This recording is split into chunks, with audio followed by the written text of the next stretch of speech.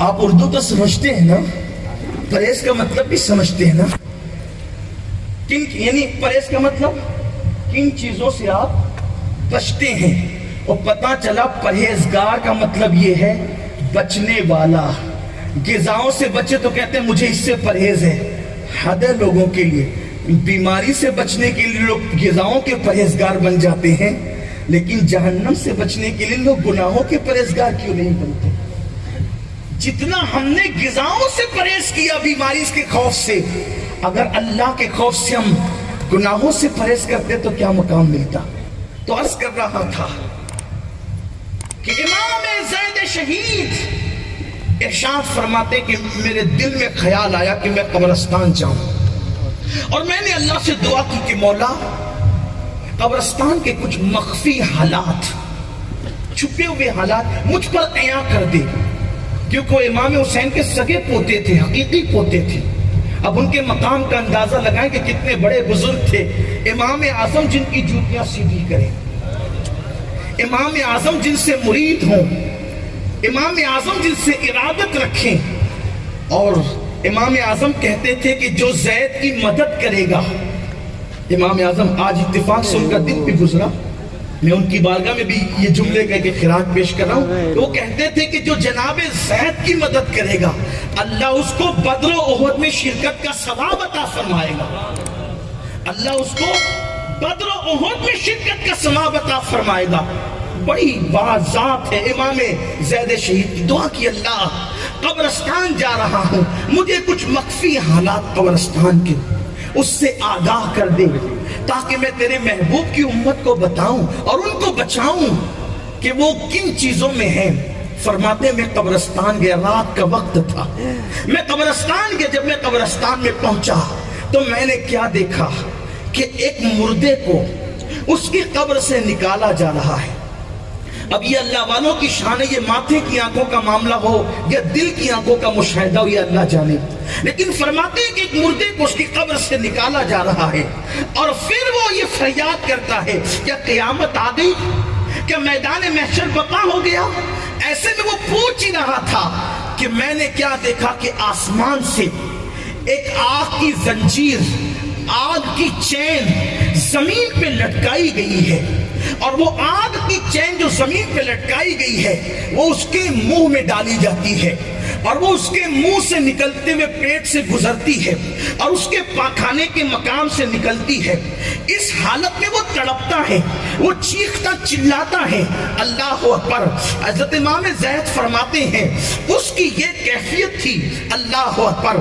تھوڑی دیر کے لیے تصورات کی دنیا میں ایک اندازہ کریں، غور فرمائیں. بالخصوص اپنی اندھیری اور تاریک راتوں میں اپنے کمروں میں بند ہو کر اللہ کی نافرمانی کرنے والے، تنہائیوں کے اندر نمازوں کو ترک کرنے والے، صبح کے وقت میں بستروں پہ پڑے پڑے فجر کی نماز ترک کر دینے والے، اپنی آنکھوں کو آوارہ کر کے عورتوں پر پاپ کی نظر اٹھانے والے، کوئی نہیں دیکھ رہا ہے عورتوں کو گندی نظر سے دیکھنے والے، یا میری وہ بہنیں اللہ نہ کرے سیریل دیکھ کر، فلمیں دیکھ کر آوارگی کی راہ پر چلنے والی میری بہنیں ذرا اندازہ تو کریں. اللہ اکبر. سیدنا امام حسین کے حقیقی پوتے ارشاد فرماتے ہیں کہ میں نے آگ کی زنجیر کو اس کے حلق سے داخل ہوتے اور اس کے پاخانے کے مقام سے نکلتے دیکھا. اللہ اکبر. فرماتے وہ چیخ رہا تھا اور وہ کہتا تھا کہ کیا میں نے ہر سال حج نہیں کرتا تھا، کیا میں ہر سال عمرے نہیں کرتا تھا، کیا میں کعبے کا طواف نہیں کرتا تھا، کیا میں قرآن کی تلاوت نہیں کرتا تھا، کیا میں کثرت سے روزے نہیں رکھتا تھا، کیا میں کثرت سے تسبیح نہیں کرتا تھا. اس نے ساری نیکیاں گنائی کہ میں سارے نیک عمل کرتا تھا. پھر یہ کس چیز کی سزا دی جا رہی ہے؟ میں نمازیں بھی پڑھتا رہا، میں حج بھی کرتا رہا، میں تلاوت بھی کرتا رہا، میں ساری عبادتیں کرتا رہا، لیکن کس چیز کی سزا ہے؟ تو غیر سی آواز آئی اس کو بتا دو کہ یہ ساری نیکیاں کرتا تھا، لیکن جب اکیلے میں جاتا تھا تو تنہائی کے اندر گناہ کرتا تھا، اللہ سے ڈر کر کے گناہ چھوڑتا نہیں تھا، سب کے سامنے نیکیاں کرتا اور اکیلے میں گناہ کرتا. ہم ان کے نیکیوں کو مثل ذرات کے بکھیر دیتے ہیں کہ جو سب کے سامنے نیکیاں کرتے ہیں اور اکیلے میں ہمارے ڈر سے گناہ نہیں چھوڑتے، ایسوں کی نیکیوں کو ہم ضائع کر دیتے ہیں، ذرات کی مثل کو بکھیر دیتے ہیں۔ یہ تنہائی میں گناہ کرنے کی سزا ہے۔ میرے پیارے آقا صلی اللہ علیہ وسلم کے پیارے دیوانوں، آپ اور ہم سب ذرا اپنی زندگانی میں ڈوب جائیں اور اندازہ کریں، جن کے لیے نیکیاں کر رہے ہو کیا صلہ وہ دیں گے، اور اس اللہ سے جس نے فیصلہ کرنا ہے، جس نے فیصلہ کرنا ہے، جس نے جنت و جہنم عطا کرنی ہے، کیا اس اللہ کا ڈر بھی ہمارے اندر ہے؟ حضرت سیدنا فضیل ابن عیاض کہتے ہیں، فرماتے ہیں کہ مجھے فرشتوں پہ رشک نہیں آتا، مجھے ملائکہ مقربین پہ رشک نہیں آتا، مقرب ملائکہ پہ بھی مجھے رشک نہیں آتا، بلکہ فرمایا مجھے کسی برگزیدہ بندوں پہ بھی رشک نہیں آتا۔ اگر مجھے رشک آتا ہے تو ان لوگوں پر آتا ہے جو پیدا نہیں ہوئے۔ جو پیدا نہیں ہوئے وہ کتنے خوش نصیب ہیں کہ جب پیدا ہی نہیں ہوئے تو وہ قیامت کے دن اللہ کی بارگاہ میں جواب دینے سے بچ گئے۔ اس لیے مجھے رشک ان پر آتا، ان پر مجھے رشک آتا ہے۔ ام المومنین اما جان سیدہ عائشہ صدیقہ رضی اللہ تعالیٰ عنہ، ان کے متعلق اللہ اکبر، ان کے بھائی حضرت سیدنا عبد الرحمن ابن ابو بکر فرماتے ہیں کہ ایک دن میرے دل میں خیال آیا کہ میں اپنی بہن اور ام المومنین حضرت عائشہ صدیقہ سے ملاقات کروں۔ میں گیا ام المومنین سے ملنے کے لیے، تو کیا دیکھا میں نے ان کو کہ وہ مصلی پہ بیٹھ کے رو رہی اور کہتی، اے اللہ کاش کہ تو نے مجھے پیدا نہ کیا ہوتا، اور اگر تو نے مجھے پیدا کیا تھا تو بچپن میں مجھے موت دے دیا ہوتا تاکہ میں بھولی بسری ہو جاتی، لوگ مجھے بھول جاتے کہ قیامت کے دن میں تیری بارگاہ میں کھڑے ہونے سے بچ جاتی، تیری بارگاہ میں جواب دینے سے بچ جاتی۔ میں پوچھتا ہوں، مجھے بتائے تو صحیح، جس کے بستر پہ قرآن نازل ہوتا،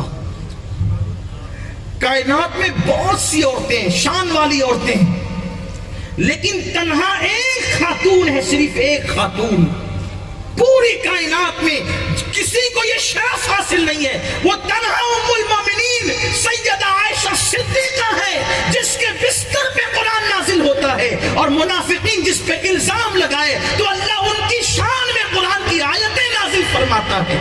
وہ ام المومنین کہتی کاش میں پیدا ہی نہ ہوتی، اور پیدا ہوئی تھی تو بھولی بسری ہو جاتی تاکہ میں قیامت کے دن اللہ کی بارگاہ میں جواب دینے سے بچ جاتی۔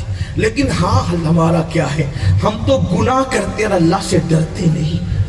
اللہ کے رسول مصطفیٰ کریم رؤوف الرحیم صلی اللہ علیہ وآلہ وسلم، ام المومنین فرماتی جب حضور علیہ السلام خود نماز پڑھاتے تھے تو چوتھی صف تک میں حضور علیہ السلام کے سینے سے ایسی آواز سنتی تھی کھٹ کھٹ کی، جیسے چولہے پہ رکھی ہوئی ہانڈی میں سالن پک جاتا ہے تو کیسے آواز آتی تھی، ویسے آواز میں سنتی تھی۔ ایک دن میں نے پوچھا آقا یہ آپ کے سینے سے نماز میں کون سی مخصوص آواز نکلتی ہے؟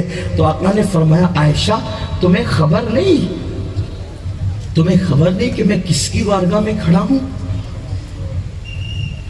جس کی خاطر کائنات بنائی، جس کی خاطر کائنات کو وجود عطا کیا، جس کے صدقے میں نبیوں کو نبوت عطا کی، جس کے صدقے میں رسولوں کو رسالت عطا کی، جس کے صدقے میں کائنات کو وجود بخشا، اور فرمایا لولا کلمہ خلقت الافلاق، پیارے محبوب اگر تجھے پیدا کرنا مقصود نہ ہوتا تو نہ زمینیں پیدا کرتا نہ آسمان پیدا کرتا۔ ایک مقام پر یہاں تک فرمایا اگر تجھے پیدا کرنا نہ مقصود ہوتا تو اپنی ربوبیت کا اظہار بھی نہ فرماتا۔ اس رسول کی کیفیت یہ ہے، فرماتے میرے آقا کہ میں کس کی بارگاہ میں کھڑا ہوں، ہماری کیفیت کیا ہے؟ ایک بزرگ فرماتے تھے اے اللہ مجھے وطن میں موت مت دینا۔ ایک بزرگ فرماتے تھے، اس کو لکھا ہے علامہ شرف الدین یحییٰ منیری رحمت اللہ علیہ نے مکتوبات صدی 2 صدی میں، فرماتے تھے اے اللہ مجھے وطن میں موت مت دینا، ایسی جگہ موت دینا جہاں کوئی میرے پہچاننے والا اور جاننے والا نہ ہو۔ لوگوں نے پوچھا جی عجیب دعا ہے آپ کی،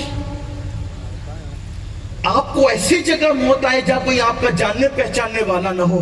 اور فرماتے ہیں کہ گناہ اتنے ہو گئے.